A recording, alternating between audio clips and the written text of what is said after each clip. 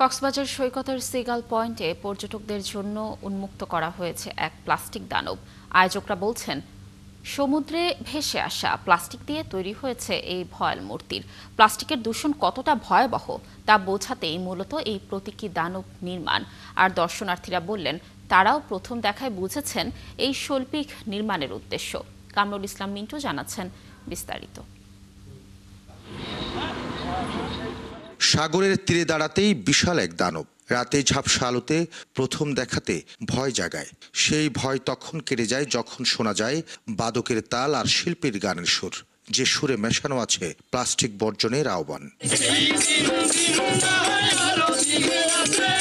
আয়োজকরা বলছেন, স্থলভাগ, বন, জঙ্গল, সমুদ্র সবখানে প্লাস্টিকের বর্জ্যে ঢেকে যাচ্ছে পৃথিবী।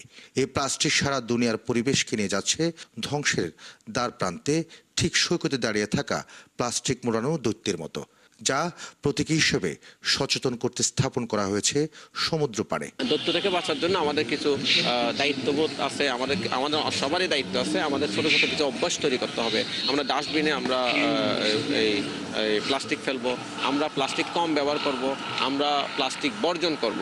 কক্সবাজার জেলা প্রশাসক বললেন, সমুদ্র দূষণমুক্ত রাখা জরুরি, আর এজন্য পর্যটকদের সচেতনতাকে গুরুত্ব দিয়েছেন।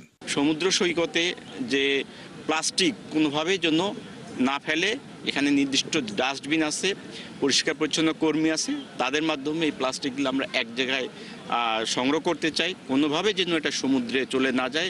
সমুদ্রের বালিয়াড়িতে দানব দেখতে ভিড় করে পর্যটকরা। তারা এমন প্রদর্শনী পছন্দ করেছেন। মানে এটা মেসেজ দিচ্ছে যে আমাদেরকে, যাতে আমরা প্লাস্টিক বিক্সে বা পানিতে না ফেলি। যেখানে সেখানে ময়লা আবর্জনা ফেলানো যাবে না, সঠিক জায়গা মতো ফেলাতে হবে। ভবিষ্যৎ প্রজন্ম এই প্লাস্টিকের যে ক্ষতিকর দিকগুলা, এই জিনিসটা সম্পর্কে অবগত হবে। আমি তাদের এই উদ্দেশ্যকে সাধুবাদ জানাই। বিদ্যানন্দ ফাউন্ডেশন ও জেলা প্রশাসনের উদ্যোগে দানব প্রদর্শনীতে প্লাস্টিকের বিনিময়ে নিত্যপণ্য সরবরাহ করা হচ্ছে। 2022 সাল থেকে এই সচেতনতামূলক ও সেবাধর্মী কার্যক্রম পরিচালনা করছে জেলা প্রশাসন ও বিদ্যানন্দ ফাউন্ডেশন। কামরুল ইসলাম মিন্টু, 71, কক্সবাজার।